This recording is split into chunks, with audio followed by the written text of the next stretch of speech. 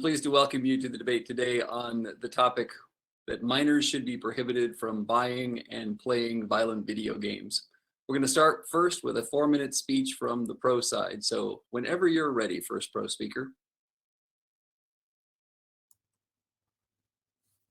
On the motion, minors should be prohibited from buying and playing violent video games.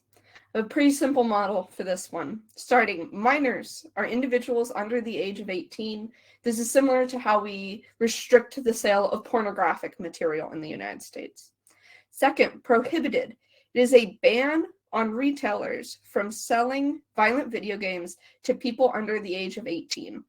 This will incur a fine of $10,000 should they sell it, and it would be for every instance.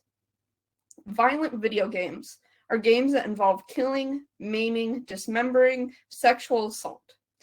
This includes games, but can be much wider reaching, such as Grand Theft Auto, Call of Duty, and Halo. I want to make clear that this ban is only for minors. Creators will still be able to create these games. Adults will still be able to buy and use these games. We are now just removing the ability for kids to get these games themselves without the consent of their parents. I have 2 main points for us today. First is the growing mind, and second is the psychology of video games. On my first contention, the growing mind, we see that children's brains are still developing all the way through till they're 18, and this makes them uniquely susceptible to the messaging, both conscious and unconscious, in these video games. The American Academy of Pediatrics has found a correlation between children who play violent video games and individuals who enact violence. This correlation is as strong as the correlation between smoking and lung cancer. This is highly indicative that playing violent video games makes it so that you are more likely to enact violence. And the reason why is in my second contention, the psychology of video games. When video game makers create these games, they want them to be played. They need them to be played so they'll be bought, so they'll be shared, so that more people are playing them. Because of this, they have created positive feedback loops that are meant to increase people's playing of the games and make more people want to play them. A positive feedback loop is when the product of a reaction leads to an increase seeking of that reaction. How this plays out in video games is you might, for example, get the mission to kill someone. You go forward, you kill that person. Then you get a stimulating award. This mechanic allows for people to continue playing because they want that reward again. Subconsciously, this makes it so that individuals want to continue to enact that violence. And they may not, and because this is subconscious, that easily translates into real life in which they may be seeking a stimulus, and this is how they know they can get it. What this leads to in the long run is desensitization, because people have started to associate this stimulus with violence. We can look, for example, to one of the Columbine shooters, who, when they no longer had video games as a method to get this stimulus, they went and enacted violence against others and were more violent in the times where they didn't have access to these video games. We have also seen then that when people have access with this positive feedback loop, they become desensitized. They're more likely to commit real violence in our world. What have I told you in this speech today? I've told you how the people's minds are still growing through to the age of 18, and they're uniquely susceptible to these violent messages. Thank you. My thanks to our first con speaker. We will now turn it over, the first pro speaker. We'll now turn it over to the first con speaker to offer their 4-minute speech against the motion. Hear, hear.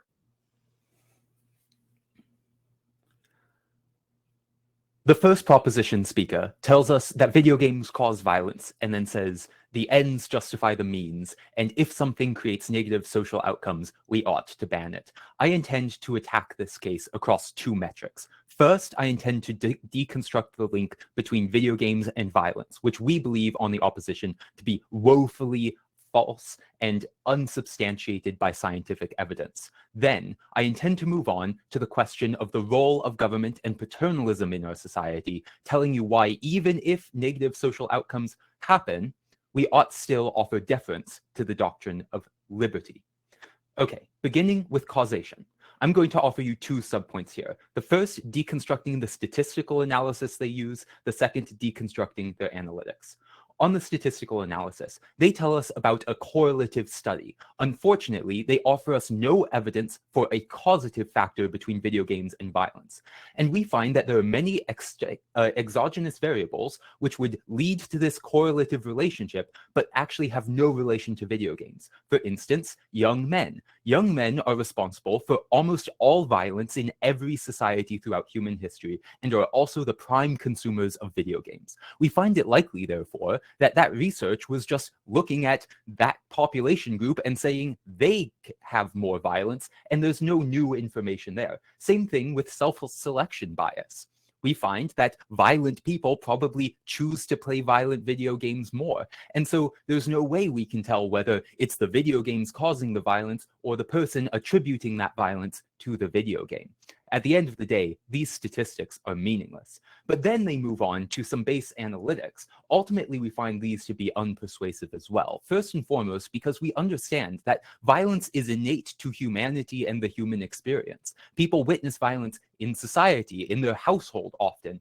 And at that point, we understand that violence is so pervasive and pernicious that people are going to be violent no matter what. Children play with sticks pretending they're guns or swords well before they're experiencing video games. Video games are not the cause. Humanity is. Then finally, we find that when they talk about feedback loops, individuals can differentiate between a video game, a virtual fictitious reality, and real life. We see that people are not experiencing widespread psychosis, believing that what they see on TV or what they read in books is true, and therefore there is no reason to believe that another outlet like video games would be translated into reality so too. At the end of the day, there is no substantive evidence to prove that video games have an impact on violence. Moving on then, I would like to touch on the issue of liberty. Now, we find it on the opposition insufficient to say something creates bad social outcomes, therefore we should disallow it. And we see that this is true because it stands opposed to all fundamental American values.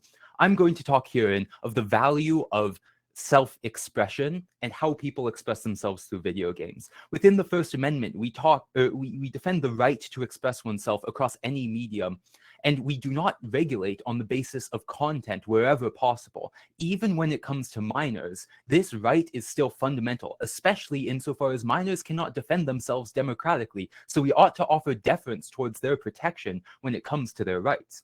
And so we put forward the idea that this motion creates a subjective and arbitrary standard across which we would be limiting the rights of people to express themselves through the content they produce and consume. At the end of the day, simply saying that specific types of violence are abhorrent and people shouldn't be able to experience them creates an outlet through which all kinds of other arbitrary standards could be created. At one point, interracial marriages would have been seen as abhorrent, and at that time, people might have wanted to ban them from TV. We should not allow them to do so because having a diverse set of ideas creates an outlet through which our society can both empower minority voices and grow as a whole. Thank you. We'll turn our attention back now to the pro side to hear from the second pro speaker for their constructive speech. We're going to go over two main points in this speech. The first is free expression, and the second is violence in children. Let's start with free expression. Your con speaker today brings you that violations of free expression are violations of the First Amendment. However, there are significant exceptions to the First Amendment, especially when dealing with children and with gross obscenity. We see that violent video games and children violate both of these. So gross obscenity, things such as pornography, which we don't allow children to access because they are specifically harmful to our society and specifically harmful to children. These specific bans are public. They don't like have some secret political idea for not allowing pornography, for example. We simply don't allow it because it is abhorrent to our society, and so we do not want children to access things which are of no value. Now, how we decide whether or not something is of no value is a fairly objective standard. We have something called the Miller test, which decides if something lacks scientific, literary, artistic, and political value. Under these four metrics, we can see that violent video games contain none of these. They aren't scientifically or literary or artistically or politically valuable at all. So insofar as they lack value, they aren't worth protecting. If the game's message has no inherent value, it isn't bringing some like increase in rationale to children, then it isn't actually worth protecting under the First Amendment. And there is no reason why we should continue to like allow it to be under the First Amendment. In fact, if there's no value, and we can actually prove that there's negative value with these violent video games specifically to children, then we should not protect them under the First Amendment. Let's go to that second point about violence in children. We see that violence in video games empowers children to enact violence in real life. For example, 6 New Jersey teens were convicted of theft and assault of general citizens after, and they claimed that they were emulating the Grand Theft Auto main character by going into that video game and acting through that character and seeing that those actions were fun and enjoyable to them. It caused them to see that they could perform those same actions in the real world, which increased the amount of violence in our world unnecessarily. And second, we see that children are uniquely vulnerable to this positive feedback loop and to this problem. Your Conside speaker today tells you that some people are drawn to violence innately, but what we see is that video games uniquely promote violence for 2 reasons. The first is that we can't see the consequence of our actions within a video game. If you are playing with sticks in the backyard and you hit your friend with a stick, they bleed and they cry and it is sad and you are sad. If you kill someone in a video game, you receive a reward and you are happy and you are incentivized to do that again. Now, then they attack this point on correlation versus causation. And what we tell you is that the correlation between violence and video games is the same as the correlation between smoking and lung cancer, which is to say that it may not be perfect, but there is definitely a link. And the second and the third idea that they bring you is that people may be able to differentiate between the violence they see in video games and the violence in the real world. But the subliminal messaging of video games and the dopamine received by performing violent actions is not something we can consciously protect against. It is something that occurs in video games, and it harms children uniquely who are less able to restrain their behavior and less able to differentiate between what is good and what is bad. And that is why we see that the government has a stake in guiding values for children and should ban violent video games for minors. Thank you.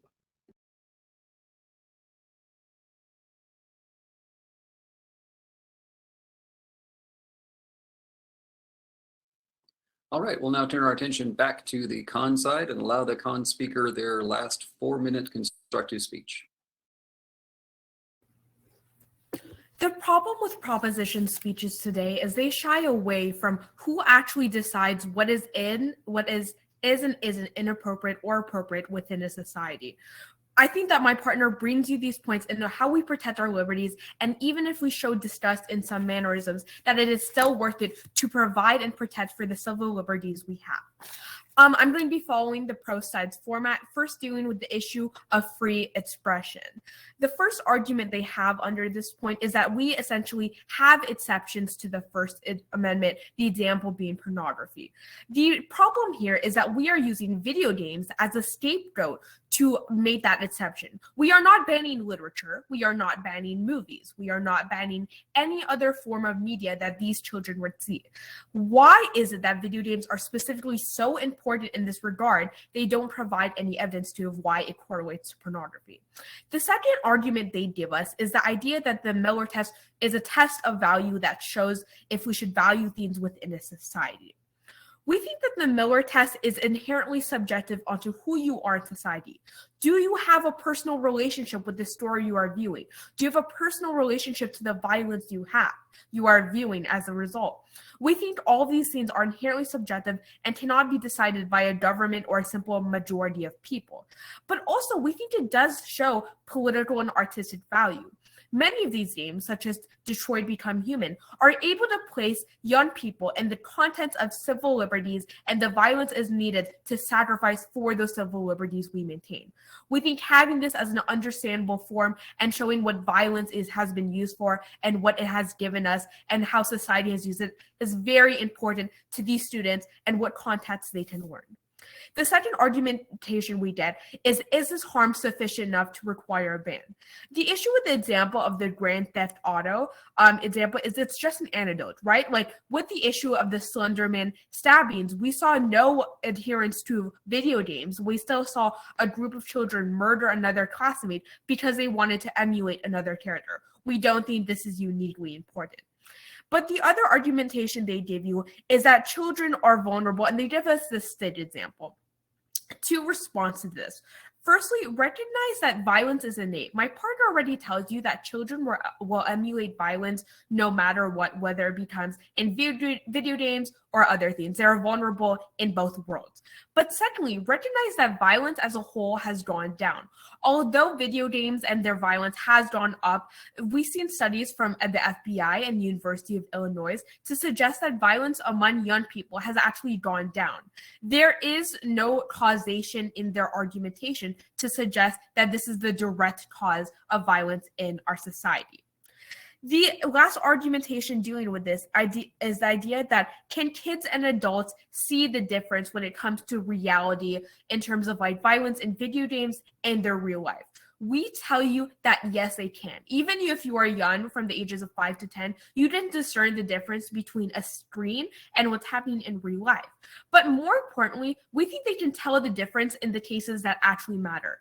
Individuals involved in the Columbine shooting or other mass casualty events were likely going to be doing that behavior regardless in another form of violence. We think a majority of people can look at examples and go, sure, this may be a positive feedback loop, but I don't want to actually hurt people in real life. There's a difference between a game and a real life. We think providing these conversations to children and explaining those differences is much better than them finding other forms where they may be secretive or be leading to other and greater consequences. For those reasons, we are proud to oppose. That closes then the constructive portion of the debate. We're going to turn now to a summary speech from each side of 2 minutes each. We'll start with the con side and offer them the opportunity to summarize their position in that 2-minute speech first. The debate thus far has maintained remarkable clarity around the two initial issues which I put forward, the first being causation, the second being liberty. I will begin by addressing causation. Across the proposition side, we have gotten nothing but antidotes and correlation.